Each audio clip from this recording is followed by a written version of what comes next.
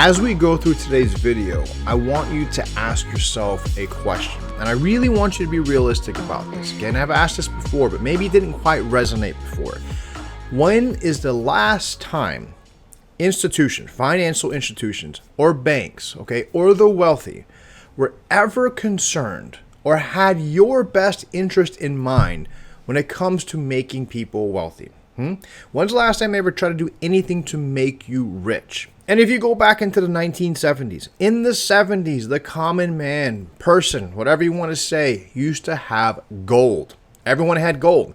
People had gold certificates to go out there and buy things.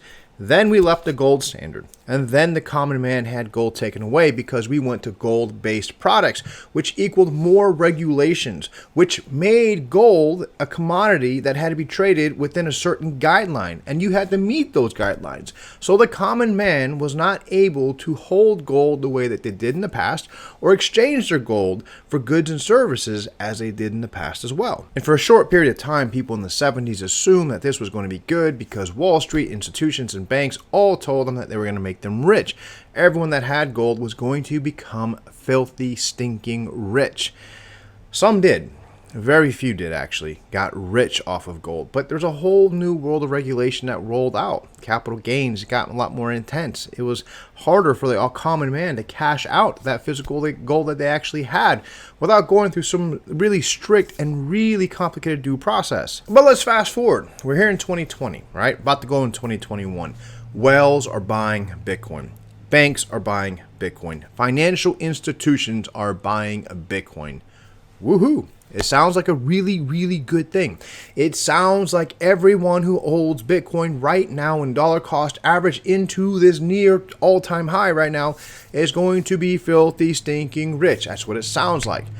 I want to share some things with you guys today. This isn't bearish. This isn't fun. I'm going to show some facts. I'm going to show some history here and let you guys decide where this is actually going for Bitcoin.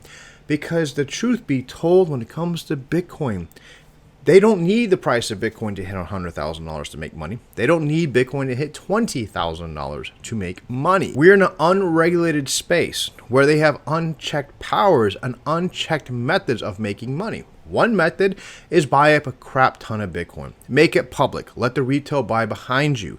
Open a short. Sell into that retail buying pressure. That is something that can actually happen, and it's not illegal because it's not regulated. They could slaughter the retail market at will, no consequence. And the beauty of that is it still fits into the agenda. You only take care of each other, and you only take care of your clients, the other accredited investors. Retail means nothing to them because retail is just a means to extract more money, right? And take that money and spread it amongst the in-crowd. And it's true. There is a large portion of wallets now that are holding at least 1,000 Bitcoin. That's an increase of 302. Now that right there is still a small population. Other stories right now are pointing at the fact that the wealthy are jumping into Bitcoin as stigma around crypto fades. With Bitcoin surging more than 270% since March, rich are ratcheting up investments in digital currencies and anticipating further gains. So, I mean, again, when you dissect gains, right, in the traditional world, and you dissect a method of gains, it isn't always geared towards that specific commodity or asset increasing in value. Good example, right? A case in point, if you watch that movie, The Big Short, okay? In that situation, they wanted to play the futures market with it. Why? Because they knew where an asset was going. Same thing, in my opinion, is happening with Bitcoin. Right now, the more news you make public, the more you get retail FOMO to come in there, the more control you can get, the more you can move the price, the more beneficial it is for you to play the futures market because now you know where it's going to go. It's almost like end-to-end control. If you look what institutions, financial institutions do, those professional traders do, they focus on the products around the asset they're going after because there's more money in that. And the people that actually get harmed, the people that actually get wrecked and destroyed are not them. It's almost never them. It's people like you and me. We're the puppets. We are the bet. We're the horses in the race. So I really do not think that the wealthy jumping into Bitcoin the way that they have been is going to be all freaking Lamborghinis and Moon. I think it's going to change the entire dynamics. I think it's going to professionalize the cryptocurrency space. I think it will professionalize everyone involved with Bitcoin. I believe more regulations are going to roll out. I believe KYC is going to get strict. I believe that people that are in cryptocurrency at some point, like when you really buy Bitcoin, I don't know when it's going to be, 5, 10 years. I have a feeling it's going to be one of those things so well regulated that it's going to be accredited investors only kind of thing. And the US typically paves the way for these kind of things. And I'm going to show you something. I'm going to show you some actual things from the IRS and the Department of Treasury that might make you say, maybe I've been misjudging this. See, how the wealthy is getting involved. Okay, the wealthy see Bitcoin for what it is. It's something, it's a safe zone. It's a zone where you can go and play and potentially be untaxed. Potentially. It's a zone where you can go in there and exercise some of your dark magic, the things that you might have experienced pre-2008, the things that you knew how to do to make a crap ton of money before the last great freaking recession that we had here in the United States. There's a lot of bad habits, a lot of bad practices, a lot of manipulation. Bitcoin offers the people that have that mindset and that skill a place to do it. Right now, they have an entire market, and they have the easiest influence on planet Earth. All I gotta do is put out a few articles, and they can move the price up or the price down. Now, don't think that these bad actors aren't getting noticed by Uncle Sam. And this is where I think the excessive regulations are coming in, because the thing is, it may not be Uncle Sam saying, you know what, I'm going after the little guy. I'm worried about the little guy like you making a ton of money.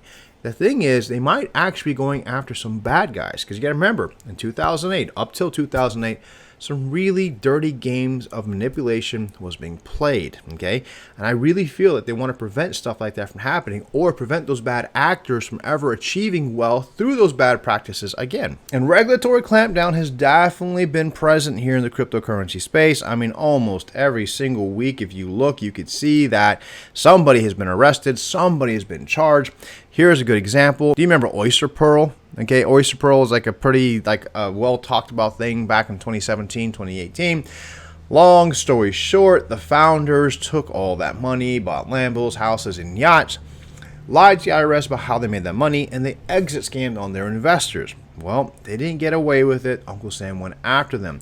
And this is becoming a more common narrative. And right now, we see KYC being an issue.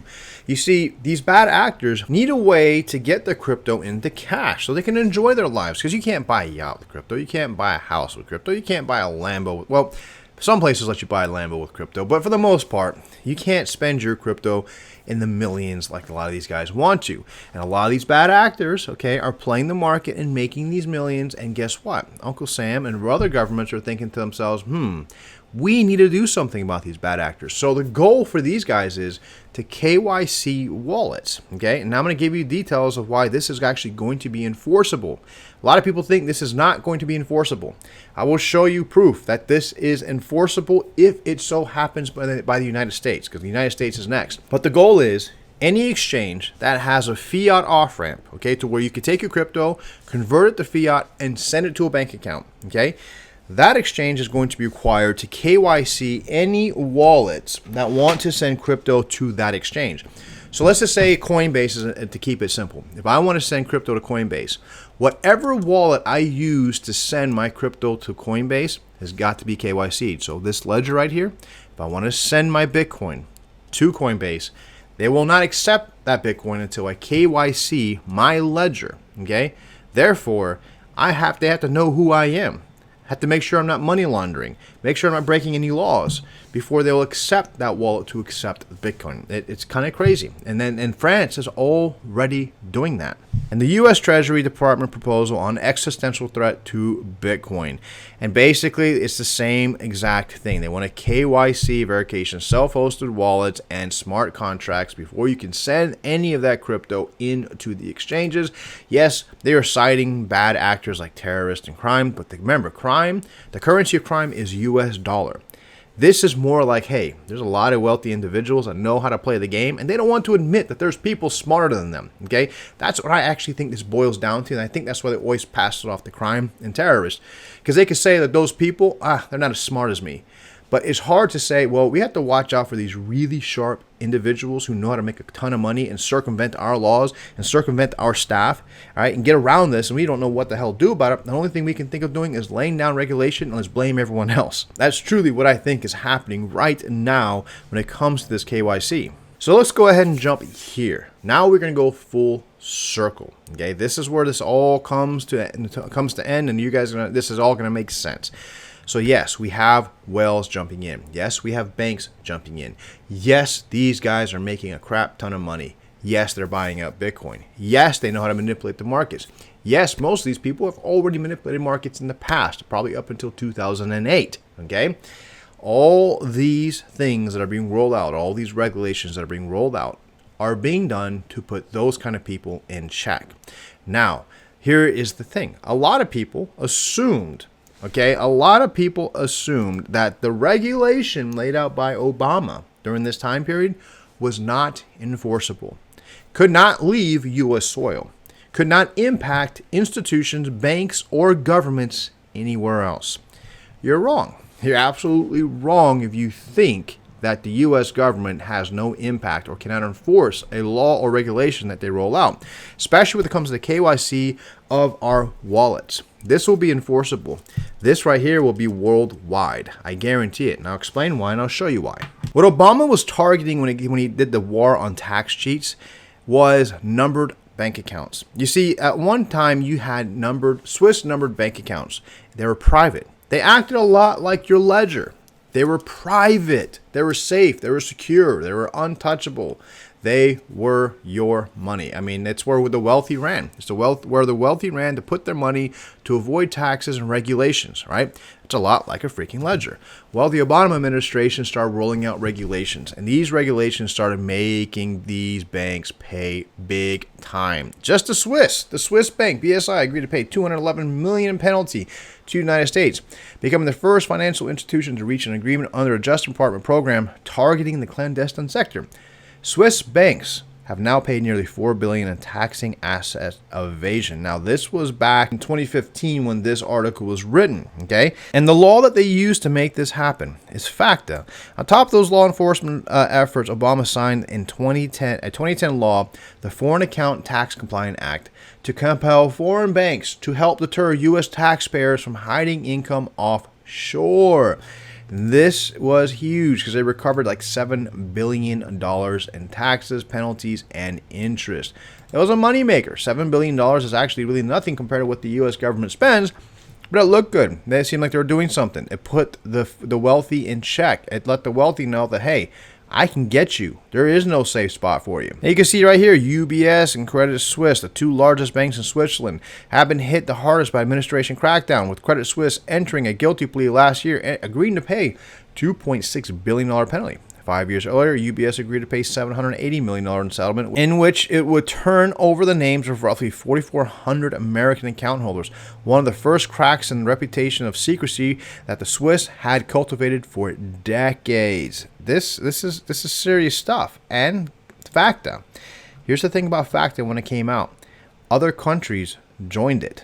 Why? Because the U.S. government had the power to make you pay, had the power to make you look bad to your own people. And this is the downside to the global economy being connected and the whole world using US dollar, and the United States government kind of being the benchmark, the center, which everything else revolves around. They have a lot of muscle. And the muscle is so powerful that I actually took the time to dissect the Foreign Account Tax Compliance Act. I mean, there is a lot in here. Basically, anywhere you look when it comes to foreign financial institutions, anything foreign, it's basically in there in black and white. Go look for it yourself. It took 2 hours to go sift through all this crap. But you can see for yourself that is very clear that there's a forced compliance for them to follow suit in this. But there's even one more layer on top of this that makes it even harder. See, the U.S. Treasury Department also complies with the Foreign Account Tax Compliance Act. And through the U.S. Treasury Department, they made agreements with foreign countries. And here is a list of all the foreign countries that have signed the FATCA. And these very same countries have also adopted their own form of FATCA. Yes, it is true They have adopted their own form of FATCA. It is actually part of the model. It is part of the agreement that they too can use the framework that they laid out, okay, to go after their country. They can use this framework now in their country to go after other countries. They're hiding their country, their freaking citizens' money. This is where I'm telling you. The KYC thing, the day that they roll the KYC for this wallet, it is going to be rolled out in the same way that FATCA was rolled out. It's going to be rolled out in the same way to other countries are going to comply and also adopt that same regulation to avoid the humiliation. Okay, to avoid the humiliation that the U.S. government is so good at putting out there in other countries. I'm telling you, it's going to happen. That is how it's going to happen. FATCA was powerful. FATCA made countries bend over and take it in the ass. I'm telling you, it's crazy to say it. It's crazy to say it, but the U.S. government said, I want my money. I want my money. I'm going to make you give me my money. And then when they did do that, they said, tell you what, you're going to take what we've done and you're going to duplicate it. All right? Since we're in agreement, you duplicate what I've done, you go after your people's money too. So you really got to think about that, okay? And if you want to really put this in perspective, right, the FATCA, intergovernmental agreements, this next KYC thing for cryptocurrency is going to be intergovernmental. It's going to be enforceable. And if you think these exchanges will not comply, if you think Binance will not comply, remember, Binance created Binance US to avoid the US government. You remember that. They did that to avoid the US government and try to be compliant. BitMEX, okay, went under. Think about how many times US government has said, I'm interested in you. I think I'm going to put some compliance on you. People acted quickly because nobody wants to arm wrestle the US government. Exchanges are going to comply. Exchanges are not going to sit there and say, hey, I'm going to ignore this and go ahead and let you send your crypto from your wallet to my exchange and cash out and risk the US government finding me millions of dollars so you can cash out 20 grand. I'm telling you, not going to happen. So if this right here happens, guys, this is something you have to think about. If this right here happens, this is a serious thing. It will be enforceable. But it's also very important to realize that this has nothing to do with you or me. At first, I kind of took it personal. But we don't have enough money. We don't really have enough money in this space to be the people that they're focused about. The more we see these institutions come in here and play, the more we start to see that happen. I guarantee you the regulations are going to tighten down because there's very smart entities that are coming in here and say, oh my God, it's so unregulated. It's 2008 all over again. Let's crush them. You know what I'm saying? That's what I feel is happening. That's why I feel why you're going to see a lot of regulation rolling out. But listen, that's all I got for today. Kind of been ranting and going on and on and on. You tell me what you guys think. You tell me down below what you guys think. Am I crazy? Am I wrong? Is Bitcoin the exception? Is the U.S. government going to lay down on this? Other countries, are they going to fight against the regulation? I want to know what you guys think, all right? So listen, if I don't see your comment down below, you guys have a great weekend. I'll probably see you maybe tomorrow, if not Monday.